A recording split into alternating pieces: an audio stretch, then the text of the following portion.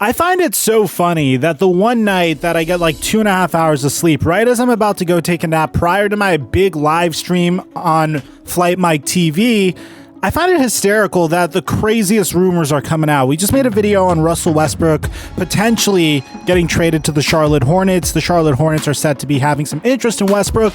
And right as I'm about to go to bed to take a little nap, I get this update from both Bleacher Report via The Ringer. Now, before we get to the video, man, I'm giving away a copy of NBA 2K21 on the next-gen console of your choice once every 3 days on my Twitter account. A link to the giveaways in the description down below.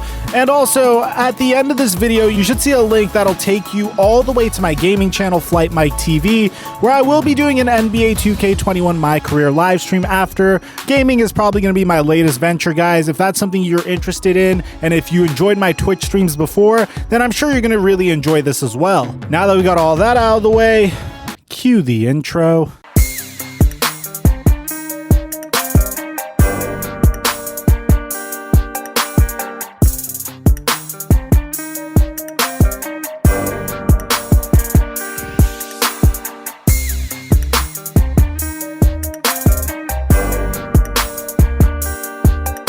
This video is brought to you by Manscaped.com. Guys, this upcoming holiday season, there's no better present that you could get yourself and your girlfriend than getting yourself the brand new Performance Package by Manscaped. And believe me, this is the perfect package for your balls. It all starts with the Lawnmower 3.0, which is a waterproof cordless trimmer that's built with advanced skin-safe technology, aka no more nicking and cutting your balls. But that's not all that comes in the Perfect Package 3.0, because you also get the Crop Preserver Anti-Chafing Ball Deodorant and the Crop Reviver Ball Toner Spray, which is an absolute game changer in day-to-day male hygiene. New to the collection is the Weed Whacker Nose and Ear Hair Trimmer, which uses 360-degree rotary blades and the same skin-safe technology from the trimmer, so it can help prevent tugging and tears. So don't wait, go to manscaped.com and use my promo code FLT20 for 20% off, plus free international shipping, plus 2 free gifts. Mic check 1 2 1 2. What's going on, everybody? Guys, the San Antonio Spurs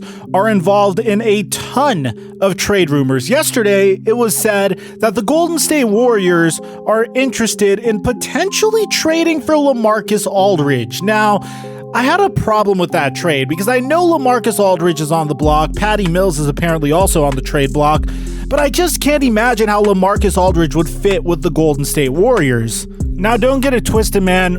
LaMarcus Aldridge definitely evolved his game a decent amount while he was in San Antonio before he was known as more of a mid-range assassin, but last year he attempted 3 3-pointers per game and converted on 39% of them, which is kind of an intriguing fit considering the fact that LaMarcus Aldridge is like 35 years old. He's not really known for his ability to get up and down the floor. He strikes me as slightly lethargic, so I really wonder what the Golden State Warriors would be trading the Spurs in return. Would it be a situation where the Spurs would give the 10th overall pick and LaMarcus Aldridge in return for the 2nd overall pick? Do you think that's a little bit too much to ask from the Golden State Warriors? I don't know, but that's another rumored trade that I heard as well. But that's not the reason I'm making this video. I'm making this video because out of all of the rumors I've heard this morning, the most intriguing one that for some reason makes a pretty good amount of sense is this DeMar DeRozan to the Los Angeles Lakers trade. Now, guys, I'm on 2.5 hours of sleep, so smash that like button to support this content, man, because I think we're gonna have 3 videos uploaded to you guys today. But here's why it makes sense. The rumored trade is the Lakers would send Kyle Kuzma and Danny Green to the San Antonio Spurs in exchange for DeMar DeRozan. Theoretically speaking, and this is coming from Kevin O'Connor of The Ringer, theoretically speaking, this makes a lot of sense to me. And the reason why is because the Lakers have to trade Kyle Kuzma. They have no choice but to trade Kyle Kuzma, because otherwise they're going to lose him for nothing at the end of the season. They're not really using him much. He's not a huge part of the rotation. He's loved in LA, but he's already won a championship in LA. And on top of that, he's already grown his celebrity status in LA. Might as well go to a team like the San Antonio Spurs, who who I believe will do remarkably well for his development. I feel like Greg Popovich could take Kyle Kuzma to the next level because Kyle Kuzma does have the skill set that Greg Popovich seeks in players that he coaches. And Danny Green would be going back home to a team that developed him really well in San Antonio after making a pit stop at Toronto 2 years ago after getting traded for DeMar DeRozan. Ironically, Danny Green would once again get traded for DeMar DeRozan again. Now, if you're a die-hard Los Angeles native, you'd understand the narrative of DeMar DeRozan going to play for the Lakers. It's a narrative that we've all created in our heads ever since 2010 when DeMar DeRozan was playing his collegiate ball at USC and was hanging around Hollywood celebs like Romeo Miller. Yeah, Romeo Miller, Master P's son. You remember that guy? I sure as hell did. Now, here's the one issue I have with any potential trade involving DeMar DeRozan. Schematically speaking, he's not a good fit for the Los Angeles Lakers. He's notorious for not being a good three-point shooter and being streaky. He does give the Lakers an additional scorer, but the Lakers are essentially sacrificing depth and their ability to stretch the floor to add another player that could be a go-to scorer when they need it. But I'll tell you how it does make sense. There were times where the Lakers were looking around seeking that go-to third scorer. And if you ask me, as a Laker fan, I don't think the Lakers were really challenged much in this year's playoffs. Like, there wasn't a point where I saw them enter a series where I thought they could lose. It's not like they went up against the Milwaukee Bucks, which, no offense to the Miami Heat, but in terms of matching up with the Lakers, I really don't think they would have done as well as like the Milwaukee Bucks in the East. Or if you want to stay in the West, they didn't even have to face the Los Angeles Clippers.